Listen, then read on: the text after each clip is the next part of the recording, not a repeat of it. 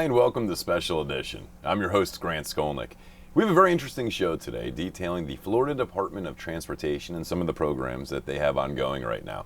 Here with us today is Bob Murphy and Daniel Smith. Welcome, gentlemen. Good afternoon. Thank you. I suppose let's start. What are your exact titles? I'm the project manager for the Transportation Management Center. And Daniel? I'm the operations manager for the Intelligent Transportation System in District 4 in DOT, which is Broward County, Palm Beach County, Martin, St. Lucie, and Inner River counties. Can you say that 5 times real quickly? No. Okay. Okay, so to start here, what is FDOT, and I'm going to say FDOT, make it sound like I know what I'm talking about here, doing to make the roads safer, more effective and efficient? The Florida Department of Transportation has a number of programs to make the highways safer and efficient. One of them is the Intelligent Transportation System program, which I am a part of. The Intelligent Transportation System is the network of cameras and various devices that you see on particularly 95 in Palm Beach County. Right now in Palm Beach County we have an interim system which comprises of trailers that you see on the side of the road with the cameras and the antennas and things like that. And what we do is we have people watching the roads 24 hours a day. None of these video images are recorded, but people are watching, looking for broken down cars, looking for accidents. They dispatch road rangers for incidents. We have a new program called the Severe Incident Response Vehicle, which aids in some of the bigger accidents and helps with the FHP and keeping traffic moving. And our main objective is to clear the lanes of the road as quickly and as safely as possible to keep people moving again and dispatching first responders as quickly as possible. Excellent. Now let's talk about 511 a little bit here, which I think is probably one of the most tremendous programs that's out right now, and people don't even know about it yet. Which of you gentlemen you're talking about? What is 511? 511 is a program. It's a nationwide program. Florida started it, I guess, about 8 or 9 years ago as a free service, advanced traveler information that you can get over your telephone and on the internet on basically the major roads throughout the state, specifically here in Palm Beach along I-95 and Florida's Turnpike. I'll tell you, I didn't even know about it until I found out we were doing this show. I called up 511, and I was amazed the fact that you could find out, first, if there's any accidents in a particular area, what the travel time is between different areas. What else is on 511? Yeah, it's a voice-activated system, so it's all automated. It has all the information that we collect in our transportation management centers throughout the state, and specifically here in West Palm and Fort Lauderdale for the district. And you can ask for information on I-95. It will print, say, or you can read the latest information, and you also have the ability to sign up to get alerts. So if you travel a route specifically, it'll send you information. One interesting thing I did learn, though, you don't want to have two people next to each other, both on their own phones, trying to get information off 511. My wife and I were both trying to figure out how to use it, and it's very sensitive, and it picks up what you're saying on the phone. Yes. So there are some ways around that. First of all, it's very sensitive, and picking up voice, different dialects, and the way people speak. So you have to be a little patient, especially when you start. It prompts you for information. There's also the ability to use touch tone. So you can actually have the system just take, you would just punch in 95 and get I-95 information, so you wouldn't have to speak into it. Now, is there a cost for 511? No, it's a free service from the Florida DOT. The only cost would be maybe the cost of the call or the text page that you would be receiving on your phone. Okay, so now we know that it's free to use. We know that it has a whole wealth of information. And now I understand there's a website that's associated with it as well?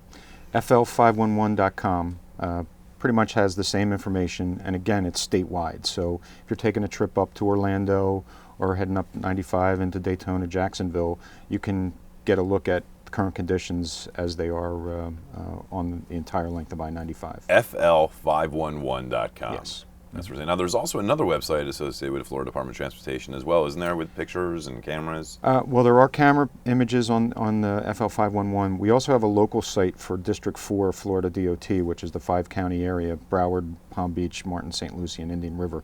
It's smartsunguide.com. It has some of the same information. It's presented in a little different way. You can also get alerts, and it's got a lot more information about the intelligent transportation services that we provide here. On particularly the smartsunguide.com website, it's very personalized traffic information. If you travel the same route to work every day on 95 and you know where you're getting on 95, where you're getting off, you can just tell us on the website, I travel this section of 95 this same time every day and afternoon, and if any incidents that are occurring during that time, we'll send you a text message or an email automatically just during those times. So it's very customizable for people's particular travel habits. So we just got to go on the website and we can sign up for that and it'll send it to us. And that's, Takes a couple that's minutes. completely free. Oh, that's wild. All right, so let's talk about the TMC now. What is the TMC? The TMC is the Transportation Management Center. It's essentially the brains of our operation. Like you see all the devices on the highway. This is where people are sitting in this room 24 hours a day, 7 days a week. They have communication with the Florida Highway Patrol, and they're dispatching road rangers, as we talked about earlier, to people broken down. If somebody stalls in the middle of the road, the road ranger can move their car out of the travel lanes. And they're looking for incidents or people that need help on the side of the road, a tire changed or anything like that. And there's another reason that the FDOT is in the business of doing things like that. It's not just to help the person that needs help, but it slows down traffic. You see somebody broken down on the side of the road, it does slow traffic. So we want to even get those people broken down on the side of the road on their way as soon as possible. It's good for everybody. Now you mentioned the road rangers. Yes. What exactly are the road rangers? The road rangers are contracted tow companies by the Florida Department of Transportation, and they have to meet very stringent requirements as far as their trucks are inspected constantly, the uniforms of the drivers. You know, we have a lot of feedback. We give all the motorists feedback cards if they'd like to make comments on their experiences. But they provide a lot of services. They'll change tires for people. There's, I believe, 21 separate specific services. They'll make minor repairs to people's cars. They'll, have radiator fluid. Give up to a gallon of gasoline if you run out of gas. And these guys are pretty much mechanics also, and they're not going to change a transmission on the side of the road, but they can sometimes get you on your way if you've got minor problems with your car. And this is free, correct? This is free. Now, are all the road rangers dispatched from the TMC? They're dispatched from the TMC, or the Florida Highway Patrol can dispatch them through the TMC, but ultimately, yes, they are all dispatched with the TMC. And how do the road rangers know exactly where to go? Well, either the motorist has called in and told us where they are, and even if they do that, we will find them on the camera in first and confirm that, yes, there is somebody there. But usually we find them before they even call us, and they're already on their way. But it is good to call anyway, obviously. But anybody can call star 347 or star FHP, it's the same number, and get a road ranger 24 hours a day, and that's how you get a road ranger. I'll tell you, on a personal note, roughly a month ago, my wife was on I-95 and she had a flat tire. We're AAA members. She called AAA.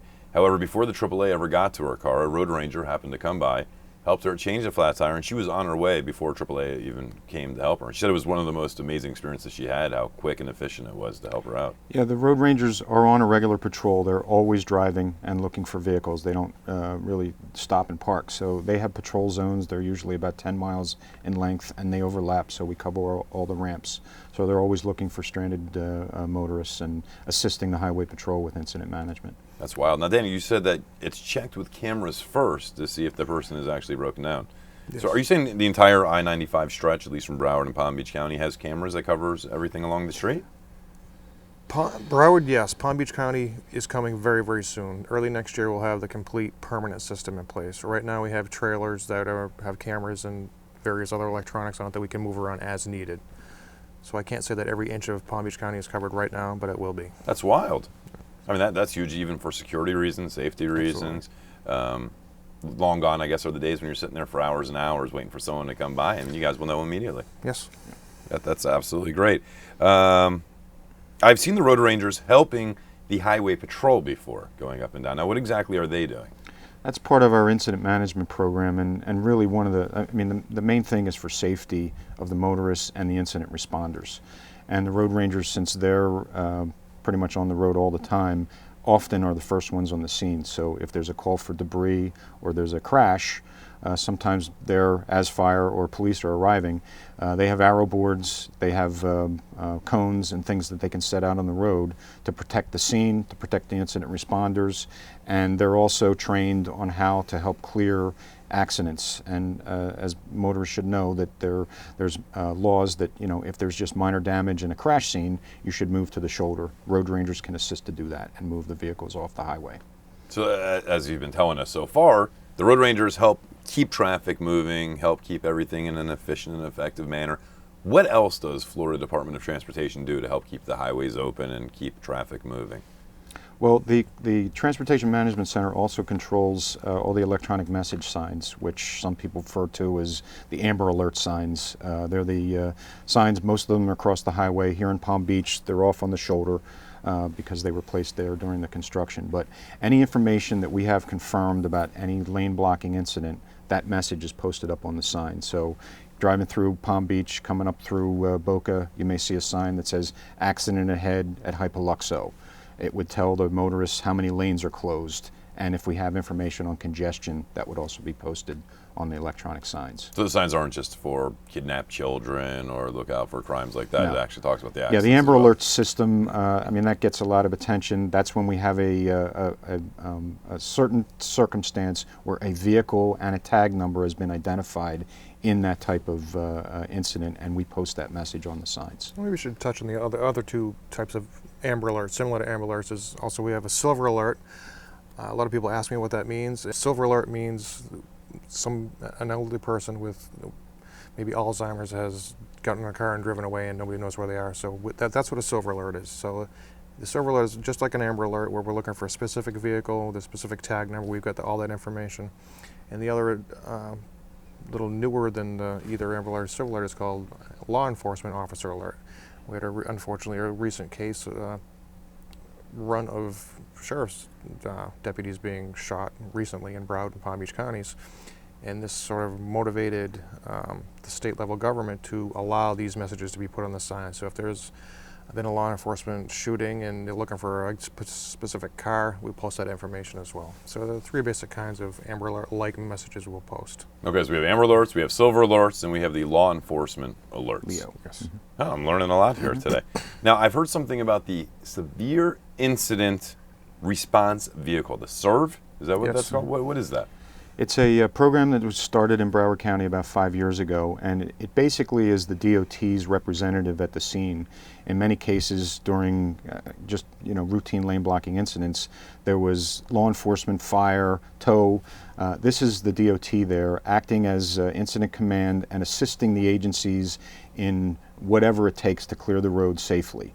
So the program started in Broward County. We recently started a pilot here in Palm Beach County during morning and afternoon rush hours, where the severe incident response vehicle will go to all lane blocking incidents. Are we talking kind of a bulletproof vehicle? I'm imagining huge tires, cameras. It's a big truck. It carries 100 cones. We've got things to absorb spilled oil. There's extra traffic control equipment, other things that we can assist firefighters and police with at the scene for traffic control. It probably should be mentioned too, like Bob mentioned, it can pick up oil. Well, usually these severe incident response vehicles respond immediately, just like the fire police would. And if there was a diesel spill from a crashed tanker or something and it's running down the swale and headed towards the canal, we've got to wait for a hazmat team to come out there and pick it up, and that's usually a pretty lengthy process. This vehicle has absorbent on it. It has things that look like kiddie pools and go up underneath leaking diesel tanks. So it actually is a mitigation for a lot of environmental damage. So That's great. This has been a wonderful wealth of information so far, and what we're going to do is we're going to take a real quick commercial break, and we're going to come back with more Special Edition in just a moment.